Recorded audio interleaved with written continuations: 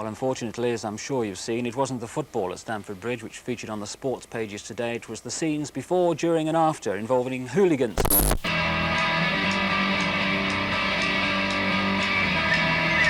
I know how much this meant to both sets of supporters, but this is going too far. The sort of person that you would pass in the street and not think anything of it, and yet on football match days they change into something entirely different. I mean, 1-0 sport ended up with a fractured skull there. People have been slashed through standing ice. I've seen people that had bricks thrown in the head, things like that. Well, it's tribal. I think it's just that, you know, two groups of geezers from different towns want to fight each other. It's just inbred in the blood of young Englishmen. Nothing better than getting a kick in, is yeah, he's not getting a kick in, that's alright. It's not.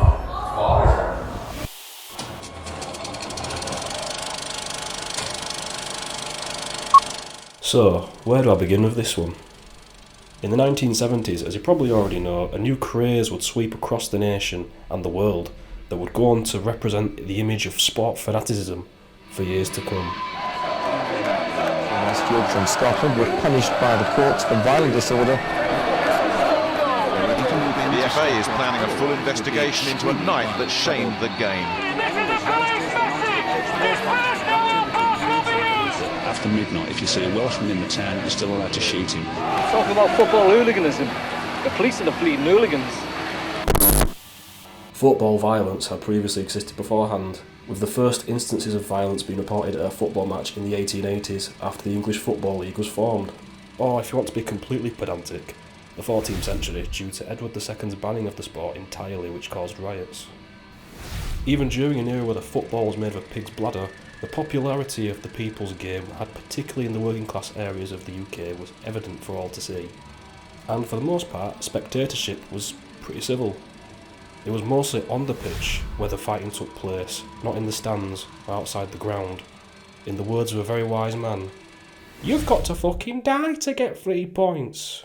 You too. Oh shit, somebody else got No, not fucking bother then. Come on, let's go again. 2, 3, 4, 5, 6, 7, 8.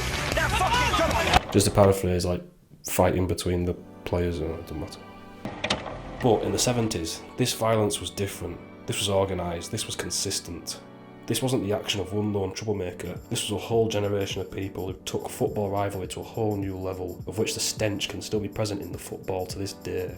In the early 2000s, the UK became the most surveillance country in Europe, and new football stadiums such as Hull City's Cairncombe Stadium were built to prevent football violence. The culture, due to this, went underground seemingly, but it's not like nowadays every team's fan base is now as dull as a Belgian period drama.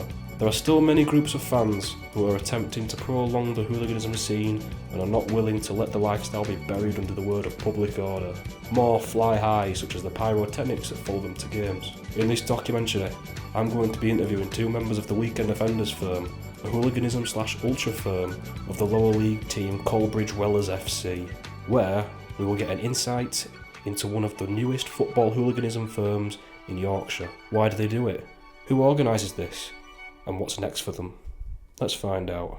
Get treated like scumbags anyway, and I don't fucking know why. But first, out of the blue, I was contacted by 2 members of the Leeds service crew, a hooliganism firm for Leeds United, who were willing to speak to me about the Weekend Offenders, and they said they had vital information that I needed to know before meeting the Weekend Offenders. Oh yeah, Weekend Offenders. Fucking well hard, aren't they? Yeah, the fucking bastards, man, honestly. I won't mess with them, honest. Yeah, fucking man, no way, I'm not fucking fighting them. No. Nah, sod that. No. No way. Too hard. Yeah. Fucking mash me up, man, honestly, they fucking will. Like mashed potato. Yeah, man. Scary, wasn't it? Yeah, like, fucking horrible. Thing is, you hear stories and you think, that can't be true. But it is. Like, Hardest of the fucking hardest, Reggie man. and Ronnie Cray had a kid. Yeah. I don't know how that'd work mathematically, but yeah. Yeah, exactly. Like that hard. Like, yeah. Scary almost. Pretty fucking hard. Like yeah. we're hard, but they're... Yeah. Yeah, fucked, yeah. They're hard without the hard. Yeah, they're hard without hard, man. Yeah, they're fucking shit. Yeah, now we've got them on video putting a bus window through. I'm not sure if the Leeds United lot was sent by the football gods to sway me away from my pursuit of the weekend offenders, but I persisted, as they reluctantly gave me the phone number for the leader of the offenders, Josh, who was a well-known legend around these parts. But first, I'm off to see a lad called Dan, who joined the weekend offenders as recently as last year. I wanted to find out why did he join, and, well, that's it really. He's quite a man of words really. This is probably the best I could get out of him. What are your thoughts on this, pal? You are? Dan. Why did you start going to watch Wellers play then? Mrs. What? Mrs. She took my kids. Wait, you have kids? Yeah, Mrs. is a slag. Stepdad's a nonce. So do you go to football to forget about your family situation then?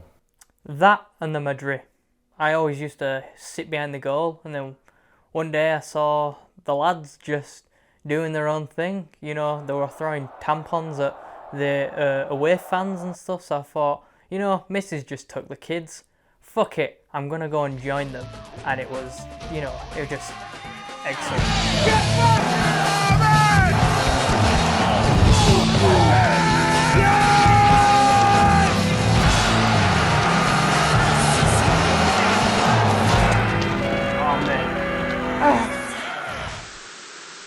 I got plans, you know. Yeah, stepdad's a nonce, you know. And I bet he was Philip Schofield's first boyfriend. You know, and I think he actually taught Philip the ways of noncery. Do you have any proof of this? Oh, I've got lots of proof. Are you willing to share it with us then? Nah, not at the moment. But like I say, I've got plans. I've got plans, you know. Sweet, bruv, today I'm going to be teaching you males how to be a proper football hooligan. Right, first off, you got to have the clobber. You want to be going to the shops, spending your readies on nice clothes, so at the end of the day, get blood on them. So you give them to your missus, and she can clean up while you put your feet up. The slag. Hey, you lot. What do you think you're doing? We call it hoisting. Excuse me.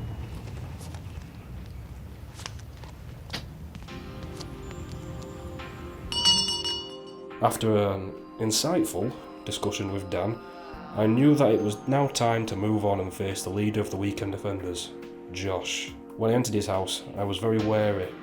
However, with a can of Madry in one hand, he seemed reluctant to show his face to the cameras. Is this the same Josh who everyone had been talking about previously and hyping up? Okay, could you give me your name and tell us a bit about you, please? No. What do you mean, no? I'm just me, innit? Can't let Macclesfield's fans know my face. Fuck them. So, what does being a part of the weekend offenders mean to you? It's good crack, you know, yeah. I love my Stone Island jacket, my CP, my balaclava. Typical weekend offender gear. Do you bring a lot of pyrotechnics to the games? Yeah. Bowser and I sneak them in through this ginger lad at the turnstiles. How do you sneak them in then? Next question. It's up your arse, isn't it? No. What do you think of Colbridge Weller's recent form over the years? Well, they were sick, but now they're shit. That's more or less what happened to them. Now, not even a miracle will save them. They've been well and truly beaten. Why do you think that is? Is it down to the chairman's running of the club or the players?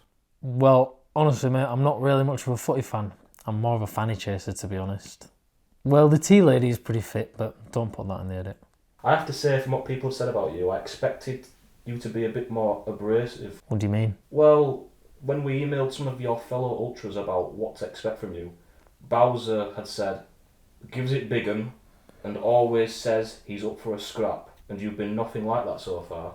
I just don't like cameras, and I don't want Macclesfield fans knowing where I live.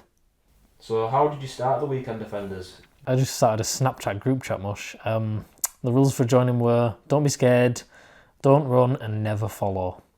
Well, I think we're done here, Josh. But thanks, though, I guess. Up the shagging Wellers. So, there you have it. I've met a lot of interesting people on this journey and soaked up some valuable information and learned a great lesson from this documentary. I've learned so much, in fact, that I'm not going to share it with you. Oh yeah, and if you're going Colbridge away this season and you're a Macclesfield fan, his postcode is BD... I'll be your dream, I'll be your wish, I'll be your fantasy. I'll be your hope, I'll be your love, be everything that you need. I love you more with every breath, truly, madly, deeply do. I will be strong, I will be faithful, cause I'm counting on a new beginning, a reason for living, a deeper meaning. Yeah. I wanna stand with you on a mountain. I wanna bathe with you in the sea. I wanna lay like this forever until the sky falls down on me. And when the stars are shining brightly in the velvet sky, I'll make a wish, send it to heaven, then make you wanna cry. The tears of joy for all the pleasure and the certainty that we're surrounded by the comfort.